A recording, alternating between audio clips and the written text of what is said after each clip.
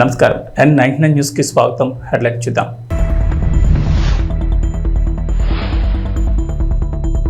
చంద్రబాబు సర్కార్ సరికొత్త రికార్డ్, ఒక్కరోజే 95% పింఛన్లు పంపిణీ.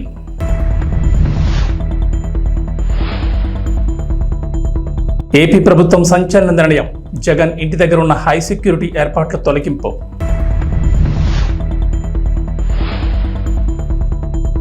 త్వరలోనే తెలంగాణ కేబినెట్ విస్తరణ, మార్పులు చేర్పులు ఉంటాయంటున్న రాజనరసింహ.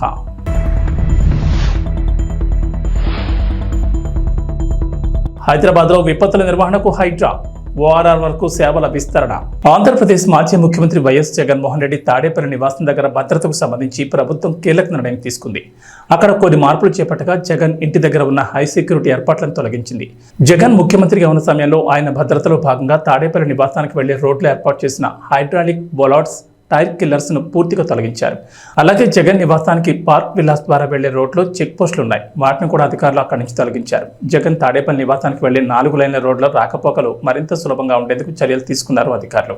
అలాగే ఇంటికి సమీపంలో రోడ్డుపై వేసిన రెయిన్ ప్రూఫ్ టెంట్లు, ఆంధ్రరత్న పంపింగ్ స్కీమ్ వైపు ఉన్నటువంటి పోలీస్ చెక్ పోస్టును అధికారులు తొలగించారు. జగన్ నివాసం దగ్గర తొలగించిన సామగ్రిని లారీలో అక్కడి నుంచి తరలించారు. ఆ రోడ్డు వెంట ఉన్న కంటైనర్లు మాత్రం అలాగే వదిలేశారు. అక్కడ అవసరమైన మార్పులు చేర్పులు చేపట్టారు. ప్రభుత్వ నిర్ణయంతో మంగళగిరి, తాడేపల్లి ప్రజలకు 4 లైన్ల రోడ్డు అందుబాటులోకి వచ్చింది. జగన్ ముఖ్యమంత్రి అయ్యాక ఆ రోడ్లో ఆంక్షలు అమలు చేశారు. దీంతో స్థానికులు అటువైపుగా వెళ్లేవారు కాదు. తాజాగా ఈ రోడ్లోకి అనుమతి ఇవ్వడంతో ఇప్పుడు సామాన్య ప్రజలు, సమీపంలోని స్కూళ్లు, కాలేజీల విద్యార్థులకు, పొలాలకు వెళ్లే రైతులు, రైతు కూలీలకు రోడ్ అందుబాటులోకి వచ్చింది. ఆంధ్రప్రదేశ్ ముఖ్యమంత్రి నారా చంద్రబాబు నాయుడు ఇంటి విషయంలో ఓ ప్రభుత్వ అధికారి లంచం తీసుకున్నట్టు తెలుస్తోంది. కుప్పంలోని ఇంటి స్థలాన్ని సబ్ డివిజన్ చేసేందుకు డిప్యూటీ సర్వేయర్ ఈ లంచం డిమాండ్ చేసినట్లు సమాచారం. తాజాగా ఉద్యోగిపై చర్యలు తీసుకున్నట్లు చెబుతున్నారు. చంద్రబాబు ప్రతిపక్ష నేతగా ఉన్న సమయంలో చిత్తూరు జిల్లా కుప్పంలో ఇంటి నిర్మాణానికి సిద్ధమయ్యారు. శాంతిపురం మండలం కడపల్లి పంచాయతీ శివపురం దగ్గర స్థలాన్ని కొనుగోలు చేయగా నేషనల్ హైవే పక్కనే ఉంది.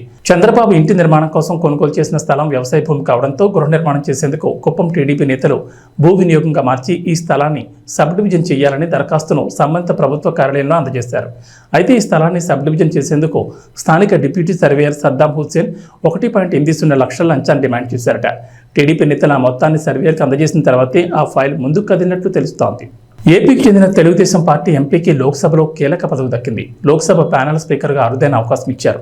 లోక్సభ స్పీకర్ ఓం బిర్లా మొత్తం 9 మందితో కూడిన ప్యానెల్ స్పీకర్ల జాబితాను సోమవారం ప్రకటించగా వారిలో బాపట్ల టీడీపీ ఎంపీ తెన్నేటి కృష్ణప్రసాద్ కూడా ఉన్నారు.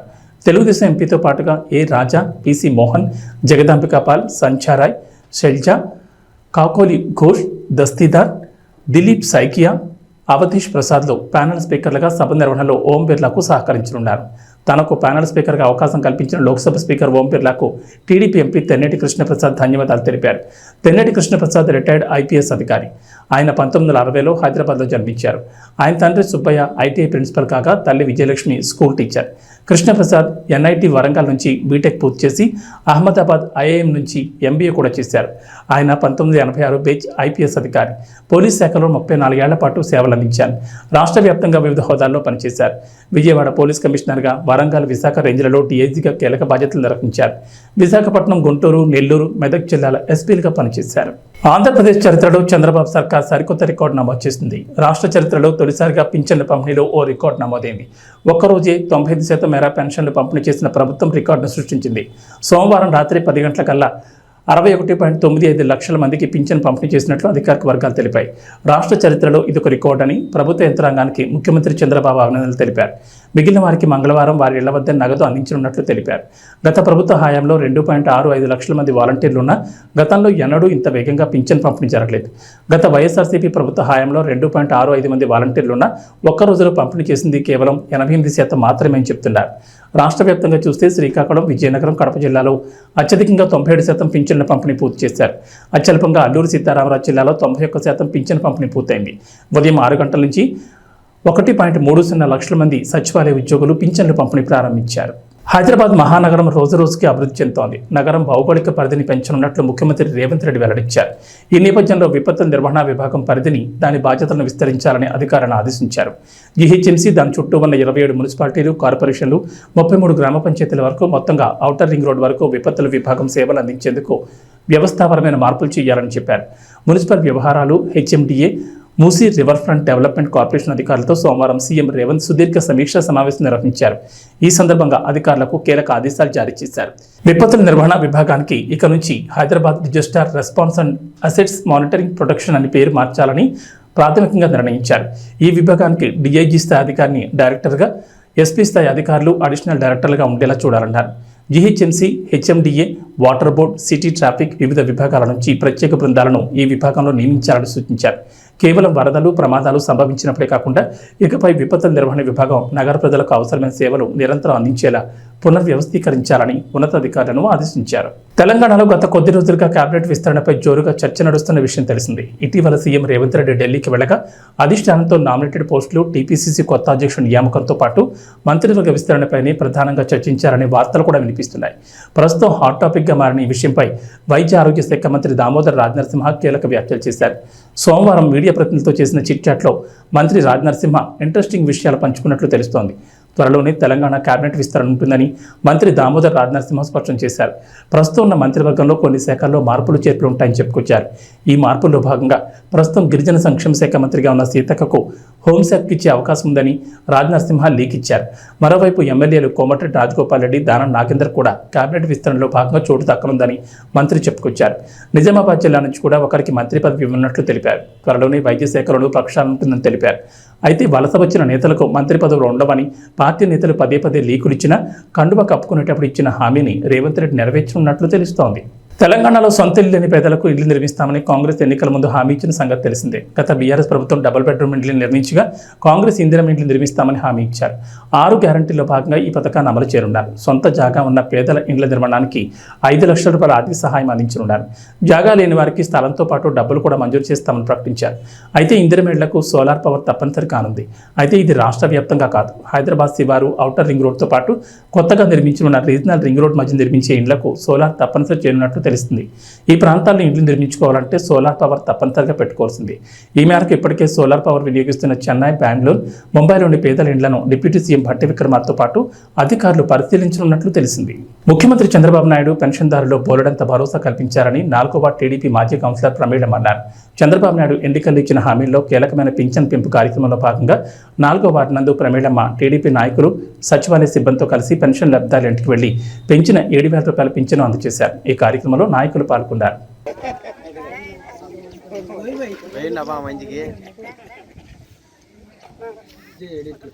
మనము నారా చంద్రబాబు నాయుడు ఇచ్చిన మాటకు మరి అదే విధంగా ఇక్కడ ప్రతి ఇంటికి పొద్దున 6కి లేస్తేనే ఇవ్వాలనే చెప్పి ఏప్రిల్ నెల 1వ తారీఖు నుంచి 1000 రూపాయలు పెంచిన ఘనత ఒక తెలుగుదేశం ప్రభుత్వంది. తర్వాత ఇంతకు ముందు 5 సంవత్సరాలలోన 2,000 రూపాయలు పెంచిన 3,000 రూపాయలు చేసేదానికి 5 సంవత్సరాలు టైం తీసుకొని 250 రూపాయలతోన ఒక 1000 రూపాయలు 5 సంవత్సరాలకు పెంచిన ప్రభుత్వము వైసీపీది.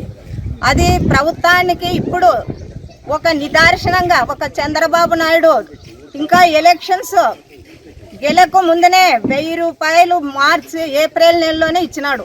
ఇప్పటికీ ఆ 3,000 రూపాయలు, ఇది 4,000 రూపాయలు, 7,000 రూపాయలు తీసుకునే మన ప్రజలందరూ రాబోయే కాలంలోన ఇది ఎక్కడ ఎవరు ప్రతి ఒక్కరు మీరే కాదు ప్రతి ఒక్కరికి చెప్పి ఒక ముందొచ్చే ఆలోచనలో అందరూ కలిసి కట్టగా ఉండి మరి నెక్స్ట్ తెలుగుదేశానికే మీరు సాయం చేసి ఈ లభితము పొందాలా. ఇంకా ఉండే స్కీములు చాలా ఉన్నాయి.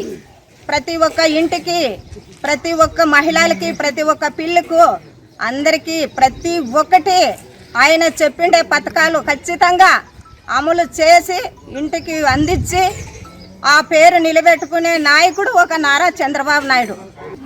మన పథకాలు ఉచిత గ్యాసు ప్రతి మహిళలకి, 3 సిలిండర్లు, బస్సు ఫ్రీ, మళ్ళీ అమ్మకు వందనము, 15,000 రూపాయలు ప్రతి పిల్లికి. ఇవన్నీ చాలా మంచి పథకాలని ఈ నారా చంద్రబాబు నాయుడు మన సీఎం గారు ఈ మాట నిలబెట్టుకునే ఘనతకి మీరందరూ చాలా ఆలోచించి దృష్టిలో పెట్టుకొని రాబోయే కాలంలోన మనమంతా ఒక మాట పైన ఉండి మరీ వచ్చేది కూడా సైకిలే. మీరు ఎవరో ఎక్కడా కానీ ఆలోచించుకోకున్నట్లు, ఎవరు చెప్పిన మాటలు కానీ వినుకోకున్నట్లు సాధించుకునే పట్టు మన మహిళల్లోనే ఉండేది.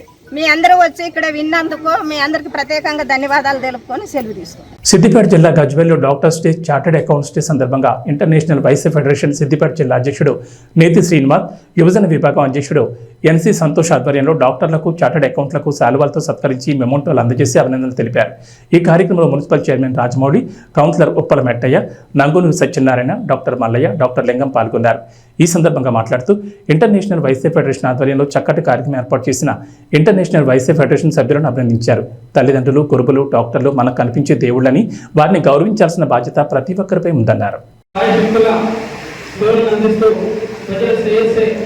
ముఖ్య ఉద్దేశంతో ముందుకు సాగుతున్న మా డాక్టర్ లింగమన్న గారికి, అలాగే నరేష్ బాబు గారికి, అలాగే డాక్టర్ మల్లేశ్వర గారికి, అలాగే మా రాజ్కుమార్ అన్న గారికి, అలాగే సురేష్ అన్న గారికి, శ్రీకాంత్ అన్న గారికి, అలాగే డాక్టర్ సుధీరన్న గారికి, సంగీత్ అన్న గారికి, అలాగే డాక్టర్ మహేష్ అన్న గారికి, అలాగే డాక్టర్ సంతోష్ గారికి, అలాగే డాక్టర్ నైపుల్ అన్న గారికి, అలాగే డాక్టర్ శ్రీధర్ గారికి, శైలజ మేడం గారికి, సుజాత మేడం గారికి, సౌరతి మేడం గారికి, అలాగే సమీక్ష మేడం గారికి, ఇంకా నా పేరు పట్టుకుంటే ప్రేమ్ గారికి, మైపాలన్న గారికి, ప్రతి ఒక్కరికి కూడా శిరస్సు నుంచి పేరు పేరున హృదయపూర్వక డాక్టర్ డే శుభాకాంక్షలు తెలియజేస్తున్నాను.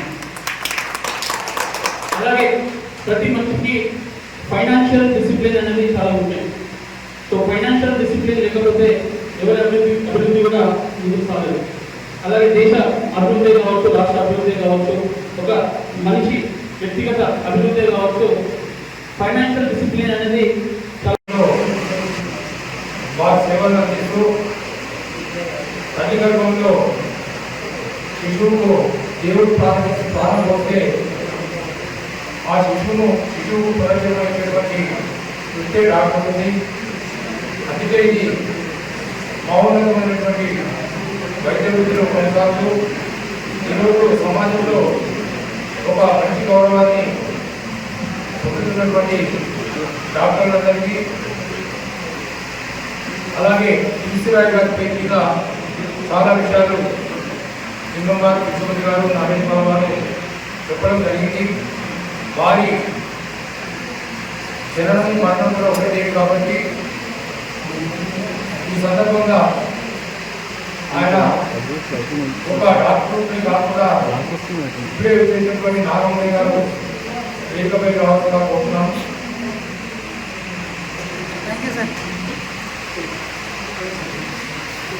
వారి పేరు మీద వారు ఒక డాక్టర్ కాకుండా స్వాతంత్ర సమరయోధుడు, ఒక మంచి రాజకీయవేత్తగా, 19 2 పర్యాలు ముఖ్యమంత్రిగా ఉన్నటువంటి ఈశ్వరాయ్ గారి పేరు మీద డాక్టర్ డే జరుపుకోవడం ప్రతి 3వ తారీఖు జూలై నాడు డాక్టర్ డే జరుపుకుంటాం. అదే రోజు నేషనల్ డాక్టర్ డే కూడా జరుపుకుంటున్నాం. అలాగే ఇంకా ఇవన్నీ కూడా ఉన్నాయి కాబట్టి ఈ ప్రత్యేక కార్యక్రమంలో మనం డాక్టర్లను సన్మానించుకునే కార్యక్రమము రాష్ట్ర అధ్యక్షుడు ఉప్పల శ్రీనివాస్ గారి సూచన మేరకు సిద్దిపేట జిల్లా ఇంటర్నేషనల్ వైశ్య ఫెడరేషన్ అధ్యక్షుడు ఎన్సీ శ్రీనివాస్ గారి ఆధ్వర్యంలో, అదేవిధంగా గజ్వేల్ ప్రజ్ఞాపూర్ ఐజీఎఫ్ వాళ్ళ ఆధ్వర్యంలో ఈరోజు ఒక మంచి కార్యక్రమం ఏర్పాటు చేసి మన డాక్టర్లకు మరియు సీఏలకు సన్మానం చేస్తున్న కార్యక్రమం తీసుకోవడం అనేది మీ అందరికీ మా ఆంధ్రప్రదేశ్లో సార్వత్రిక ఎన్నికల సమయంలో కూటమి ప్రభుత్వం ఇచ్చిన హామీ వరకు అధికారంలోకి రాగానే అవ్వ పింఛన్ 4,000 రూపాయలు పెంచిన పింఛను ఏప్రిల్, మే, జూన్ నెలతో కలిపి జూలై నెలలో 7,000 రూపాయల పింఛను అందజేయడంతో గుంతకల్ పట్టణంలోని 4వ వార్డు నందు భారతీయ జనతా యువమోర్చా అనంతపురం జిల్లా కార్యదర్శి ఎండ్ల కేశవ ఆధ్వర్యంలో ప్రధాని Narendra Modi, CM Chandrababu, deputy CM Pawan Kalyan చిత్రపటాలకు పాలాభిషేకం చేసి అవ్వాతాతల ఆనందం వ్యక్తం చేశారు. ఈ కార్యక్రమంలో బీజేపీ, టీడీపీ, జనసేన నాయకులు, కార్యకర్తలు పాల్గొన్నారు. గౌరవ ముఖ్యమంత్రి వర్యులు నారా చంద్రబాబు నాయుడు గారు, అదేవిధంగా ఉప ముఖ్యమంత్రి శ్రీ కొనిదెల పవన్ కళ్యాణ్ గారు, అదేవిధంగా భారత ప్రధానమంత్రి నరేంద్ర మోదీ గారి కృషి వల్ల ఏదైతే ఆంధ్రప్రదేశ్ ప్రభుత్వం, ఎన్డీఏ ప్రభుత్వం ఇచ్చిన మాట ప్రకారంగా పోయిన నెలది ఈ నెలది కలిపి 7,000 రూపాయలు పెన్షన్ లబ్ధిదారు ఇంటి దగ్గరికే చేర్చే ప్రయత్నంలో భాగంగా ఈరోజు సఫలీకృతమైంది. 3,000 నుంచి 4,000 రూపాయలు పెంచింది ఈ ప్రభుత్వం. అయితే గత ప్రభుత్వం 3,000 రూపాయలు మేము పెంచుతామని చెప్పి దశల వారీగా 250 రూపాయలు మాత్రమే పెంచింది. 3,000 పెన్షన్ పెంచడానికి 5 సంవత్సరాలు తీసుకున్నటువంటి గత ప్రభుత్వం ఈ ప్రభుత్వం ఏదైతే 3,000 రూపాయల నుంచి 4,000 రూపాయలు పెన్షన్ ఇస్తామని చెప్పిందో వెంటనే ఈ యొక్క ఏదైతే పెన్షన్ కార్యక్రమం ఉందో వెంటనే 4,000 రూపాయలని ఇంటి దగ్గరికే సచివాలయ సిబ్బందిని పెట్టి ఇంటి దగ్గరికే పెన్షన్ పంపించే కార్యక్రమాన్ని ఈరోజు శ్రీకారం చుట్టడం జరిగింది. దీనంతటికీ కూడా పెన్షన్దారుల తరపున లబ్ధిదారుల తరపున భారతీయ జనతా యువ మోర్చా అనంతపురం జిల్లా శాఖ తరపున ఆంధ్రప్రదేశ్ ఎన్డీఏ ప్రభుత్వానికి ప్రత్యేకమైనటువంటి ధన్యవాదాలు తెలియజేస్తున్నాం. ఏదైతే వికలాంగుల పెన్షన్ 3,000 ఉండిందో వాటిని ఏకంగా ఒకేసారి 6,000 రూపాయలకి పెన్షన్ పెంచి గౌరవనీయులు శ్రీ మందా కృష్ణ మాదిక్ గారి ఏదైతే పోరాట ఫలితం ఉందో ఆ పోరాట ఫలితాన్ని అందరూ కూడా అందిపుచ్చుకొని ఎన్డీఏ ప్రభుత్వంలో భాగస్వామ్యంగా ఉన్నటువంటి శ్రీ గౌరవనీయులు మందా కృష్ణ మాదిక్ గారి ఆదేశాల మేరకు ఆ యొక్క ఎన్డీఏ ప్రభుత్వాన్ని ఒప్పించి వారందరికీ కూడా 3,000 నుంచి 6,000 రూపాయలు పెంచిన పెన్షన్ని ఆ యొక్క వికలాంగులందరికీ కూడా అందించడం చాలా ఆనందదాయకమైన విషయం. కాబట్టి భారతీయ జనతా యువ మోర్చా తరఫున ఎన్డీఏ ప్రభుత్వం ఆంధ్రప్రదేశ్లో ఉన్నటువంటి గౌరవనీయులు నారా చంద్రబాబు నాయుడు గారు, ఉప ముఖ్యమంత్రి పవన్ కళ్యాణ్ గారికి మా యొక్క అందరి తరపున పెన్షన్దారు లబ్ధిదారుల తరపున ప్రత్యేకమైనటువంటి హృదయపూర్వక ధన్యవాదాలు తెలియజేస్తున్నాం.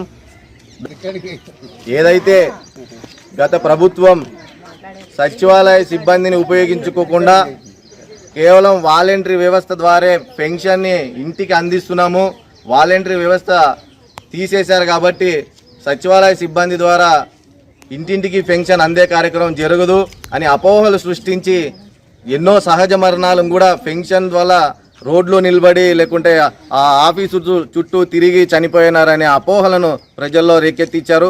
ఏదైతే కొత్తగా ఏర్పడినటువంటి ఎన్డీఏ ప్రభుత్వం నారా చంద్రబాబు నాయుడు గారు ఆ రోజే చెప్పారు, సచివాలయ సిబ్బందిని ఉపయోగించుకొని ఎంతమంది ఉంటే ఆ వార్డులో ఉన్నటువంటి పరిధిలో ఉన్నటువంటి ఎంతమంది పెన్షన్ లబ్ధిదారులు ఉంటారో వాటిని ఎంతమంది సచివాలయ సిబ్బంది ఉంటారో వాళ్ళని ఒక్కొక్కరిని ఇంతమంది పంచుకొని యొక్క పెన్షన్ కార్యక్రమాన్ని అందించే విధంగా చేస్తామని ఏ విధంగా అయితే చెప్పారో అదే విధంగా ఈరోజు సచివాలయ సిబ్బందిని ఉపయోగించి ప్రతి ఇంటికి పెన్షన్ ఇచ్చే కార్యక్రమాన్ని శ్రీకారం చుట్టి ఉదయం 6 గంటలకే ప్రతి ఇంటికి డోర్ తట్టి వాళ్ళు నిద్ర లేవకముందునే డోర్ తట్టి పెన్షన్ అందించే కార్యక్రమం ఈరోజు పొద్దున ఉదయం 6 గంటల నుంచి జరగడం చాలా ఆనందదాయకమైన విషయం. ఏదైనా విజనరీ నాయకుడు అనుకున్నది చేస్తాడు, చేసి చూపిస్తాడు, దానికి ఇదే నిదర్శనం. కాబట్టి వారందరికీ కూడా ప్రత్యేకమైన ధన్యవాదాలు లబ్ధిదారుల తరఫున తెలియజేస్తున్నాను. గ్లోబల్ స్టార్ రామ్ చరణ్ శంకర్ కాంబోలో చేస్తున్న గేమ్ చేంజర్ ఎప్పుడు రిలీజ్ అవుతుందా అని ఫ్యాన్స్ ఎప్పటి నుంచి ఎదురు చూస్తున్నారు. కానీ దీనిపై ఇప్పటి వరకు ఎలాంటి అప్డేట్ అయితే ఇవ్వలేదు మూవీ టీం. నిర్మాత దిల్ రాజు మాత్రం ఈ ఏడాది రిలీజ్ చేస్తామని అయితే చెప్పారు. కానీ రీసెంట్గా ఇండియన్ 2 ప్రమోషన్స్లో భాగంగా ఇచ్చిన ఓ ఇంటర్వ్యూలో గేమ్ చేంజర్ రిలీజ్కి ఇంకా 6 నెలలు పడుతుందని బాంబు పేల్చారు శంకర్. దీంతో మెగా ఫ్యాన్స్ డేలా పడిపోయారు. ఇలాంటి వేళ RC16 ప్రాజెక్ట్ గురించి ఓ క్రేజీ న్యూస్ వైరల్ అవుతోంది. బుచ్చిబాబుతో చరణ్ చేస్తున్న ఈ చిత్రం ఎలా ఉండబోతోందో హింట్ ఇచ్చాడు Bigg Boss fame Arjun Ambati. ఈ చిత్రంలో అర్జున్ కూడా ఓ కీలక పాత్ర పోషిస్తున్న సంగతి తెలిసిందే. బిగ్ బాస్ సీజన్ 7 సమయంలో గెస్ట్గా వచ్చిన బుచ్చిబాబు హౌస్లో ఉన్న అర్జున్కి RC16 ఆఫర్ ఇచ్చారు. ప్రస్తుతం ప్రీ ప్రొడక్షన్ పనులు జరుపుకుంటున్న ఈ చిత్రం ఎలా ఉండబోతుందనే విషయంపై తన లేటెస్ట్ ఇంటర్వ్యూలో క్లారిటీ ఇచ్చాడు అర్జున్. స్టోరీ ఎలా ఉండబోతుంది అనేది చెప్పను, ఎందుకంటే అది చెప్తే నన్ను సినిమాల నుంచి బయటకు తోసేస్తారు. బాగుంటుంది ప్రాజెక్ట్, అంతకుమించి ఏం చెప్పలేను. మన నేటివిటీ బాగా కనబడే సినిమా. తెలుగు సినిమాలంటే అంత కమర్షియల్ అలా అనుకుంటారు కదా, అలానే చరణ్గా చేసిన కూడా ఎక్కువ కమర్షియల్ ప్రాజెక్టులే. అయితే తమిళ్లో పెద్ద హీరోలు అందరూ వాళ్ళ నేటివిటీ కనబడేలా ప్రాజెక్ట్ చేస్తూ ఉంటారు కదా, వాళ్ళ ట్రెడిషన్, వాళ్ళ ప్లేస్ ఇలా అన్నీ చూపించడానికి ఇష్టపడతారు కదా, అలానే మీరు RC16 గురించి ఎక్స్పెక్ట్ చేయొచ్చు అంటూ అర్జున్ అంబట్ చెప్పాడు. ఇక ఈ చిత్రంలో జాన్వీ కపూర్ హీరోయిన్గా నటిస్తోంది. అలానే AR రెహమాన్ మ్యూజిక్ అందిస్తున్నారు. కొన్ని నెలల క్రితమే పూజా కార్యక్రమాలతో ఈ ప్రాజెక్ట్ మొదలైంది. గేమ్ చేంజర్ పనులు పూర్తయిన వెంటనే చరణ్ ఈ సెట్లోకి అడుగు పెట్టబోతున్నారు. ఇక ఈ చిత్రంపై ఇటీవల తమిళ నటుడు విజయ్ సేతుపతి కూడా కామెంట్స్ చేశారు. RC16 స్టోరీ తనకు తెలుసని, స్క్రిప్ట్ చాలా బాగుంటుందన్నారు. ఖచ్చితంగా ఈ చిత్రం బ్లాక్ బస్టర్ అవుతుందని బుచ్చిబాబుతో చెప్పారు విజయ్. 20 వరల్డ్ కప్ 2024 గెలిచిన వెంటనే సీనియర్ ప్లేయర్ అయిన విరాట్ కోహ్లీ, రోహిత్ శర్మ ఇద్దరు T20 ఫార్మాట్ కెరీర్కు వీడ్కోలు పలికారు. ఆ మరుసటి రోజే స్టార్ ఆల్రౌండర్ రవీంద్ర జడేజా కూడా పొట్టి ఫార్మాట్కు రిటైర్మెంట్ పలికాడు. భారత క్రికెట్ పరివర్తన దశలో ఉందని, యువతరానికి అవకాశం ఇవ్వాల్సిన సమయం వచ్చిందని చెప్తూనే ఈ ముగ్గురు వన్డే టెస్ట్ ఫార్మాట్లో కొనసాగుతామని చెప్పారు. మరి పాకిస్తాన్ వేదికగా 2025లో జరగనున్న ఛాంపియన్స్ ట్రోఫీలో విరాట్, రోహిత్ ఆడతారా అనే సందేహాలపై BCCI సెక్రటరీ జైషా స్పందించారు. ఛాంపియన్స్ ట్రోఫీ 2025 ఆడనున్న భారత జట్టులో విరాట్ కోహ్లీ, రోహిత్ శర్మ భాగమయ్యే అవకాశాలున్నాయని జైషా సంకేతాలు ఇచ్చారు. T20 క్రికెట్కు ఈ ముగ్గురు దిగ్గజ ఆటగాళ్లు వీడ్కోలు పలకడంతో జట్టులో పరివర్తన జరిగిందని వ్యాఖ్యానించారు. భారత జట్టు పురోగమిస్తోందని, ప్రపంచ టెస్ట్ ఛాంపియన్షిప్, ఛాంపియన్స్ ట్రోఫీలను గెలవడమే తదుపరి టార్గెట్ అని జైషా అన్నారు. అక్కడ కూడా ఇదే జట్టు ఆడుతుందని, సీనియర్లు ఉంటారని స్పష్టం చేశారు. తెలంగాణలో వర్షాలపై హైదరాబాద్ వాతావరణ కేంద్రం అధికారులు కీలక అప్డేట్ ఇచ్చారు. నేడు రాష్ట్రంలో వర్షాలు కురిసే అవకాశాలు చాలా తక్కువగా ఉన్నాయని చెప్పారు. నైరుతి రుతుపవనాలు మందకొడిగా ఉండడంతో వర్షాలు పడే ఛాన్స్ లేదని చెప్పారు. మేఘాలున్నా వర్షాలు కురవకపోవచ్చని, అయితే పశ్చిమ తెలంగాణలో మాత్రం సాయంత్రం 5 గంటల తర్వాత జల్లులు పడే ఛాన్స్ ఉందని చెప్పారు. ఇక నేడు బలమైన ఈదురుగాలులు వీచే అవకాశం ఉందని చెప్పారు. గంటకు 35 కిలోమీటర్ల నుంచి 40 కిలోమీటర్ల వేగంగా గాలులు వీస్తాయన్నారు. గాలిలో తేమ శాతం లేకపోవడం వల్ల ఒక్కపోతగా ఉంటుందని చెప్పారు. ఉష్ణోగ్రత తెలంగాణ వ్యాప్తంగా 31 డిగ్రీల సెల్సియస్ ఉంటుందని అన్నారు. ఈసారి నైరుతి రుతుపవనాల వల్ల జూన్ నెలలో ఆశించినంతగా వర్షాలు కురవలేదు. కొన్ని జిల్లాల్లో భారీ వర్షాలు కురవగా మరికొన్ని జిల్లాల్లో మాత్రం వర్షపాతం తక్కువగా నమోదైంది. జూన్ సాధారణ వర్షపాతం 12.94 సెంటీమీటర్లు కాగా ఈసారి 16 సెంటీమీటర్ల మేర వర్షపాతం కురిసింది. ఏబీ బులెటిన్ విశేషాలు. నమస్కారం.